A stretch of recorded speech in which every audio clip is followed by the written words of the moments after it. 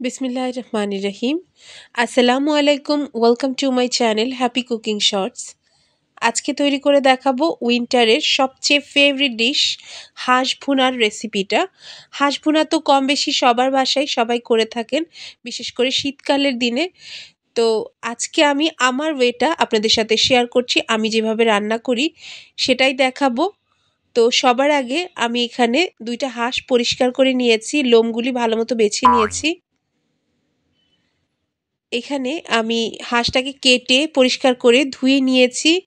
এরপর মশলাগুলি দেখিয়ে দিচ্ছি। এখানে সর্ষের তেল নিয়েছি মেজারমেন্ট কাপের হাফ কাপ পরিমাণ। এরপর নিয়েছি কিছু গোটা গরম মশলা, এটাকে কিন্তু আমি পাউডার হিসেবে ব্যবহার করব পরে। এখানে 3 টেবিল চামচ একেবারে ভরে ভরে আদা রসুন এবং জিরা বাটা ব্যবহার করছি। যেহেতু দুইটা হাঁস রান্না করব, মশলাটা একটু বেশিই লাগবে।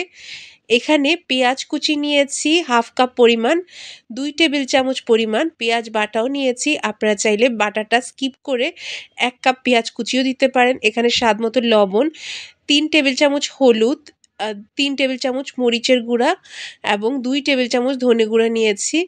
মরিচ আর লবণটা আপনারা আপনাদের টেস্টের অ্যাকর্ডিং দিবেন। এখানে গোটা গরম মশলায় এলাচ, কালো এলাচ, 1 চা চামচ আস্ত জিরা এবং তেজপাতা, আর নিয়েছি গোলমরিচ, লবঙ্গ, 2টা লাল মরিচ। এখানে মশলাগুলি আমি সমস্তটা দিয়ে হাতে মেখে রান্না করব আজকে।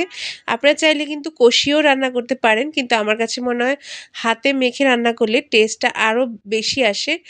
তো এই পর্যায়ে আমি চুলায় হাঁড়ি বসিয়ে দিয়েছি। হাঁড়িটা গরম হয়ে গেলে গোটা গরম মশলাগুলো আগে দেব। সবার আগে মরিচ 2টাকে ভেঙে তারপর দিয়েছি। এরপর একে একে বাকি গোটা গরম মশলাগুলোও দিয়ে দিচ্ছি। মশলাটা একটু হালকা গরম হয়ে আসলে এই পর্যায়ে দিয়ে দিব কুচিয়ে রাখা পেঁয়াজটা। পেঁয়াজটা দিয়ে একেবারে লাল লাল করে ভাজার কোনো প্রয়োজন নেই, যেহেতু হাঁসটা অনেক সময় ধরে কষানো হবে, রান্না হবে। তো এটা একটু কাঁচা ভাবটা যাওয়ার পরে আমি বাটা পেঁয়াজটা দিয়েছি। আপনারা চাইলে মশলা যখন হাঁসে মাখিয়েছেন তখন পেঁয়াজ বাটাটা একসাথে দিয়ে মেখে নিতে পারেন, তবে আমার কাছে এভাবে দিতেই বেশি ভালো লাগে, তাই আমি দিয়েছি। এই পরে পেঁয়াজ বাটাটা দিয়ে 2-1 মিনিট ভেজে নেওয়ার পর হাঁস মাখাটা, মানে মেখে রাখা হাঁসটা আমি দিয়ে দিয়েছি সেই পেঁয়াজ আর তেলের মধ্যে।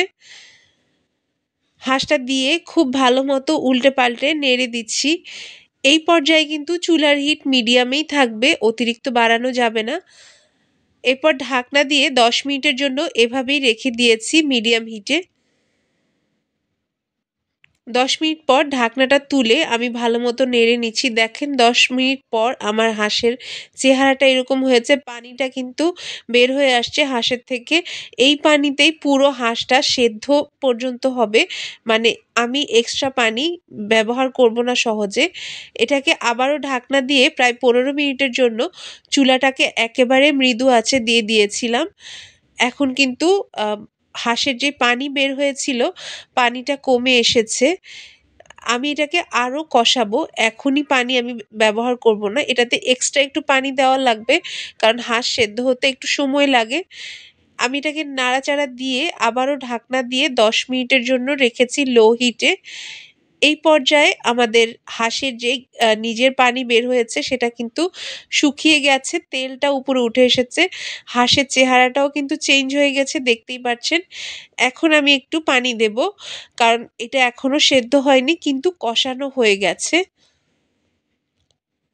আমি যেই হাঁড়িতে মশলাটা মাখিয়েছি হাঁসের গায়ে, ওই হাঁড়িটাই ধুয়ে একটু গরম পানি দিয়েছি। আপনারা চেষ্টা করবেন গরম পানিটাই দেওয়ার, তাহলে কিন্তু এটা তাড়াতাড়ি সেদ্ধ হবে।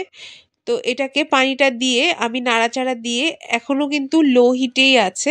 হাঁস রান্না করতে হবে এরকম আগুন কম করে দিয়ে, তাহলে কিন্তু এটা খুব জুসি হবে আর হচ্ছে মশলাটা খুব ভালো মতো মাংসের ভেতরে ঢুকবে। আমি এই পর্যায়ে লবণ মরিচ সব টেস্ট করে নিয়েছি, একেবারে পারফেক্ট হয়েছে। এটাকে ঢাকনা দিয়ে আমি লো হিটে আরও 10 মিনিটের জন্য রেখে দিয়েছি।